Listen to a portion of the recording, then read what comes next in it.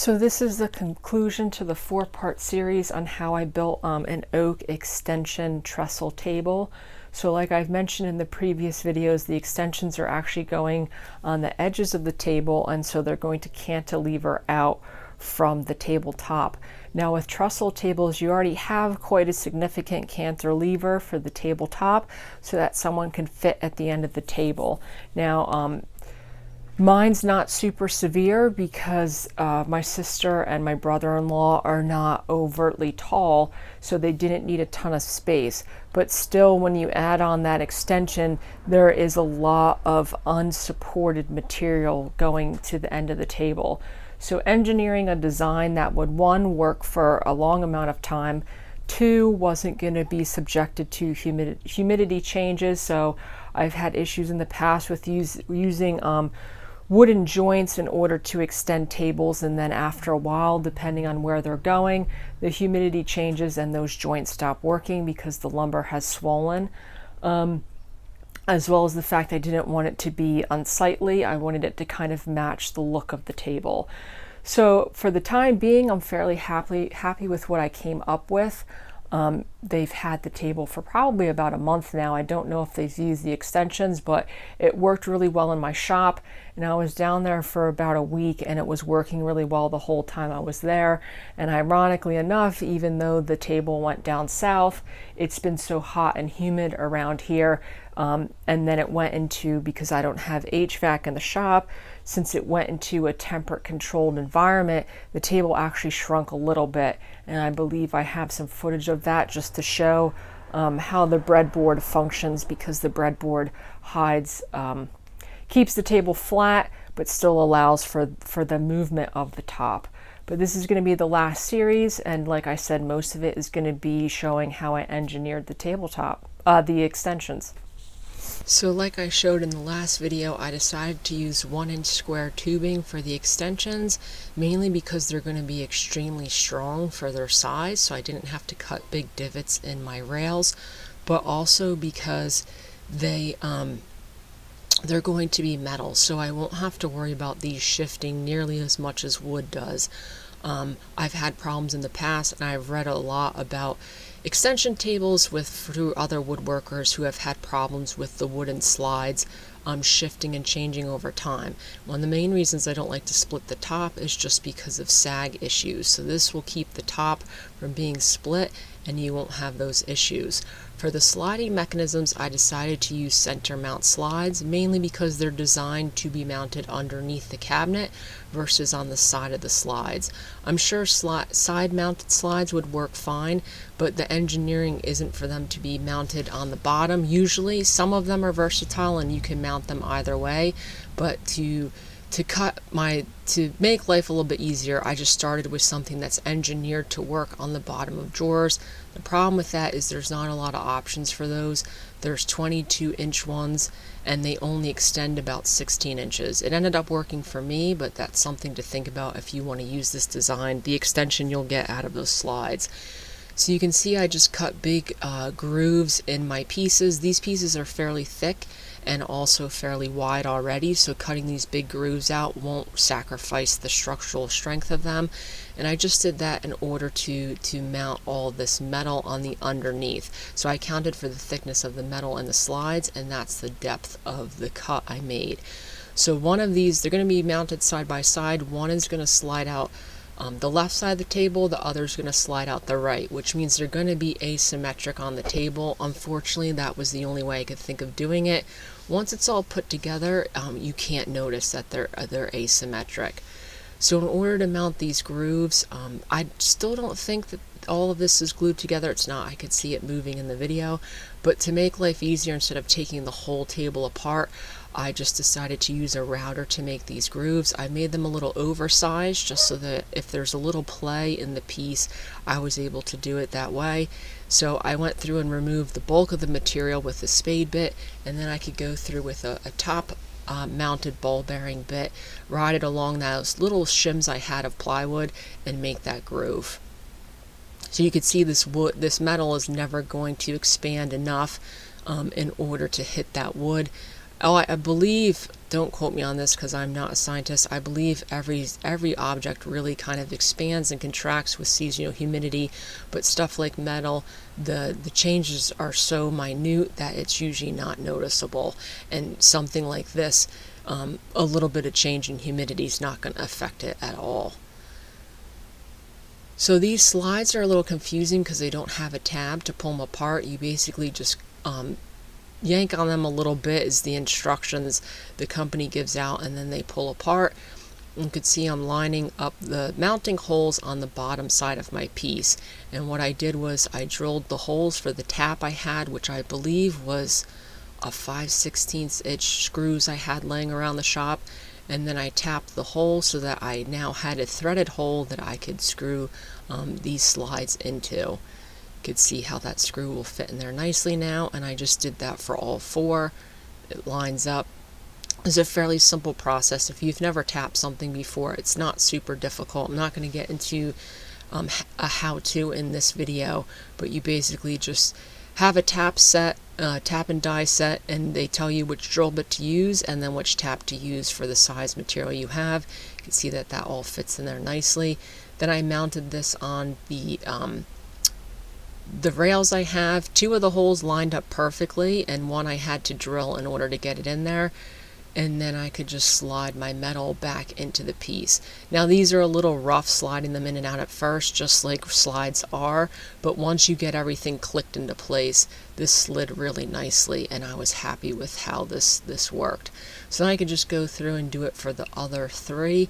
You could see it's the asymmetricalness is just a little off on both sides. But that's how that's going to look with that metal going in and out. Now this metal comes with a little bit of coating on it, but you should clean the coating off and put something else on it because this stuff will rust. So then I was just playing around with how the leaf is going to fit, and I'm going to be putting wooden extensions on the edge of this to mainly hide the fact that it's metal. You'll still be able to tell it's metal, but I wanted something to match the tabletop. So this is with that piece off. And then at this point I was with the slides working, because that was the main issue I had at this point, was making sure the mechanics of the slides will work. Once I had those working, I could finish up the legs and glue everything together. So like I said, the wood I used was reclaimed lumber, and I didn't have enough to make this table as tall as I wanted it to be, which was about 30 inches. So I found a guy online that sells white oak he considers to be B-grade lumber, which was perfect because it matched the reclaimed look of the lumber I was using. And I just straightened those up on the table saw. They were already pretty square, and glued them to the bottom side of my trestles, and that made it tall enough for the piece. Now, I'm not a fan of epoxy. If you watch the channel, I only really use it to fill pinholes and whatnot. But I had also, one of the top side of the trestles had a fairly large crack in it.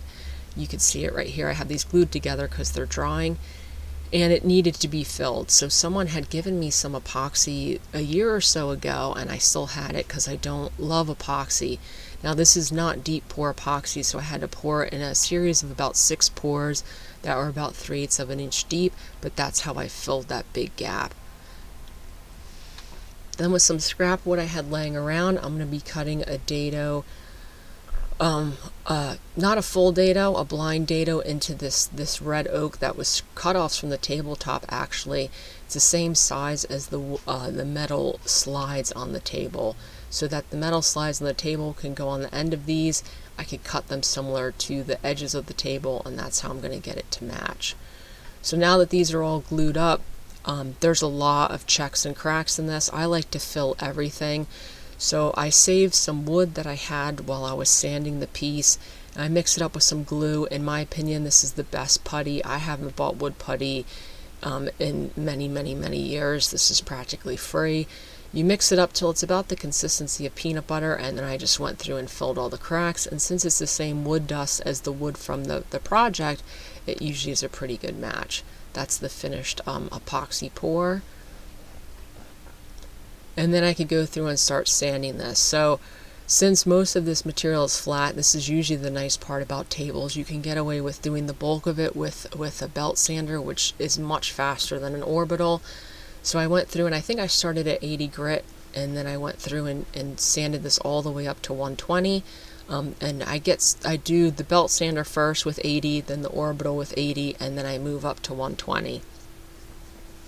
For the top, like I said, I kept it pretty rough, so I just lightly went over it with the belt sander, cleaned up the edges, and kind of still kept some of that rough sawn marks on it. So back to the slides with the pieces I cut, I'm putting some metal dowels in there, and that's going to kind of receive what I had going on for the tabletop. You just see I have it shimmed up on the table so that that the drill press will work, because these holes need to be pretty close to perfectly square in order for this to work.